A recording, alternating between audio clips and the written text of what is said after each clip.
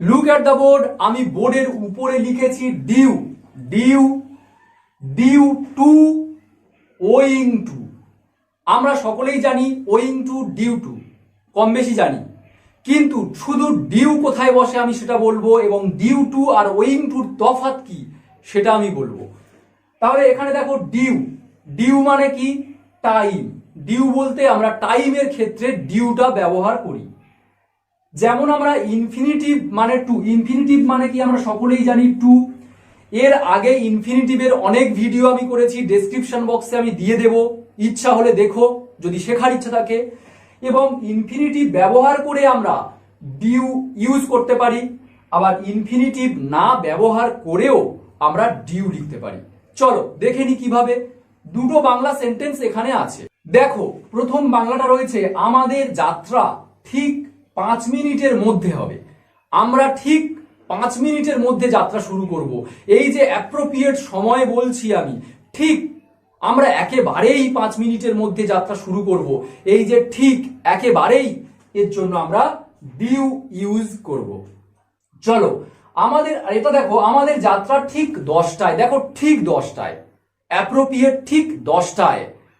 তাহলে ইংরাজি লিখলে কি হবে? দেখো আমাদের যাত্রা, আওয়ার জার্নি, আমাদের our journey, J O U R N E Y, our journey, আমাদের যাত্রা, is due to start in 5 minutes, FIV, 5 minutes, MINS। দেখো our journey is due to start in 5 minutes, আমাদের যাত্রা ঠিক ডিউ ঠিক শুরু হবে 5 মিনিটের মধ্যে। এটা দেখো আওয়ার জার্নি ইজ ডিউ ঠিক 10টায়, at 10 o'clock।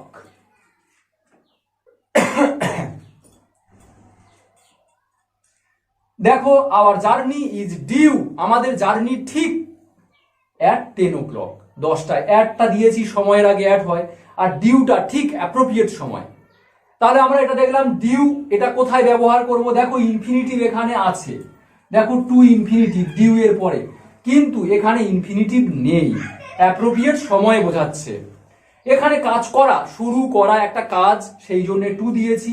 এখানে কোনো কর্ম নেই, কোনো কাজ করা বোঝাচ্ছে না, জার্নি শুরু হয় ঠিক 10টায়, এটা দেখো। এবারে আমি ডিউ এর পরে টু, ডিউ টু মানে কি সেটা আমি বলবো। ডিউ টু এটা আমরা কখন ইউজ করব এবং মানে কি? ওয়িং টু এবং ডিউ টু একেবারে সেম মিনিং, কিন্তু ব্যবহার করব আলাদা আলাদা জায়গায়। কখন কে করব? When and how to use due to and owing to. Okay, let's continue, দেখে নাও। নেক্সট দেখো যেটা আমি রেখেছি, ডিউ টু এবং ওয়িং টু। ডিউ টু মানে এবং ওয়িং টু মানে বিকজ অফ, অর্থাৎ কারণে।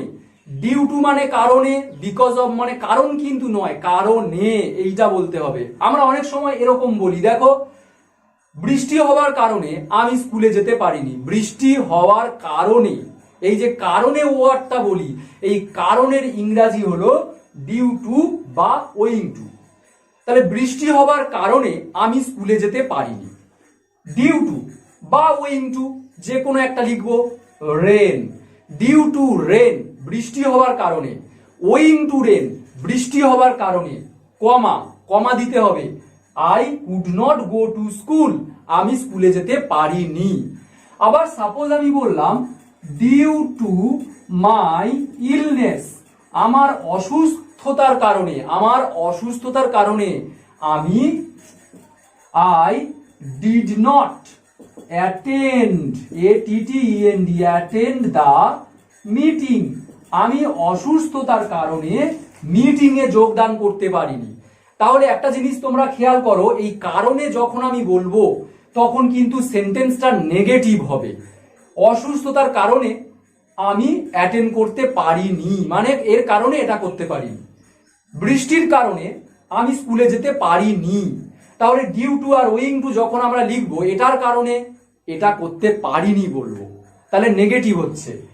এবারে দেখো এখানে আমি ডিউ টু ওয়িং টু দুটো ইউজ করতে পারি, যে কোনো একটা, কিন্তু এই সেন্টেন্সটার ক্ষেত্রে দেখো শুধু ডিউ টু ইউজ করব, এখানে কিন্তু ওয়িং টু ইউজ করব না। এটার মানেও কিন্তু কারণে। দেখো, my success is due to your encouragement, my success is due to your encouragement, মানে আমার সফলতা তোমার উৎসাহের কারণে হলো। তুমি আমাকে উৎসাহ দিয়েছিলে, তার কারণে আমি সাকসেস। তাহলে এই কারণে ওয়ার্ডটা এখানে ডিউ টু আসছে, আমি লিখে দিচ্ছি কারণে। আমার সাকসেস তোমার এনকারেজমেন্ট, তোমার উৎসাহের কারণে হলো। তাহলে ডিউ টু কারণে, ওয়িং টু তো কারণে, তাহলে এখানে ওয়িং টু তো বসানো যায়, কিন্তু বসাবো না। তার কারণ কি? দেখো এখানে বি ভার্ব আছে, তাহলে আমরা প্রত্যেকেই এটা মনে রাখবো, কোন be verb am, is, are, have, has, shall, will, can, could, may, might, এই ধরনের কোনো হেল্পিং ভার্ব, বি ভার্ব বা অক্সিলারি ভার্ব যদি থাকে এবং তারপরে যদি কারণে ইংরাজিটা বসাতে যাই, তার জন্য কিন্তু আমরা ডিউ টু, শুধুমাত্র ডিউ টু বসাবো। এই ডিউ টুটা শুধুমাত্র বসাবো, কিন্তু ওয়িং টুটা আমরা বসাবো না, এটা মনে রাখবে।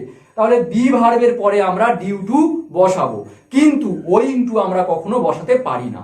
নেক্সট দেখো, মাই ড্রিম ইজ ফুলফিলড, আমার স্বপ্ন পূরণ হয়েছে, ড্যাশ ইওর এনকারেজমেন্ট, তোমার উৎসাহের কারণে।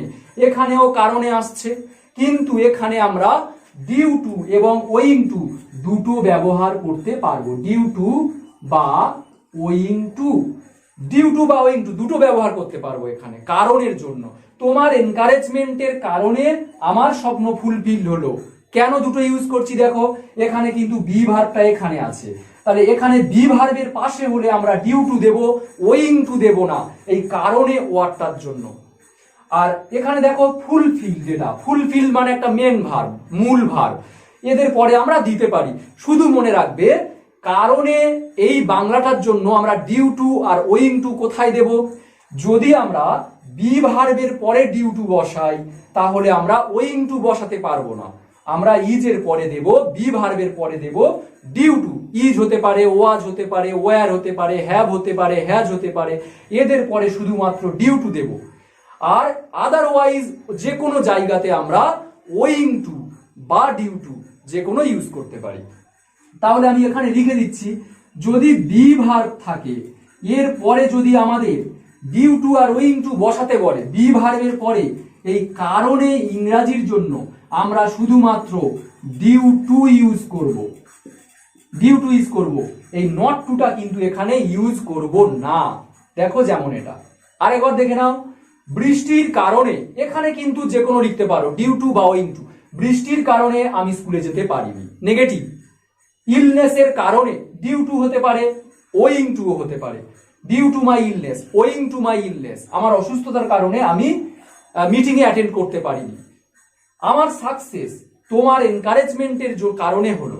তাহলে এখানে ইজ যখন হচ্ছে বি ভার্ব, এরপরে কিন্তু due to, only due to is used after be verb, কিন্তু এই মূল ভার্ব এরপরে কিন্তু আমরা ওয়িং টু আবার ডিউ টুও দিতে পারি। তাহলে জাস্ট শুধু এটা মনে রাখবে, বি ভার্ব থাকলে আমরা কারণে লিখতে গেলে ওয়িং টু দিতে পারবো না। বি ভার্বের পরে সবসময় কারণের ইংরাজি ডিউ টু হবে।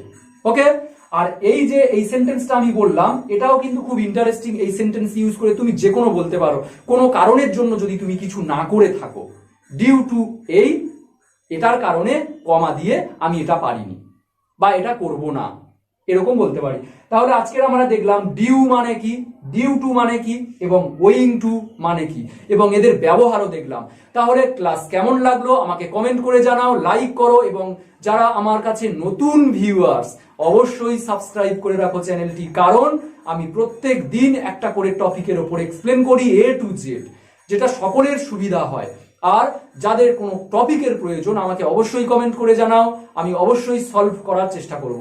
আজকের এই পর্যন্ত, সকলে খুব ভালো থেকো, টাটা।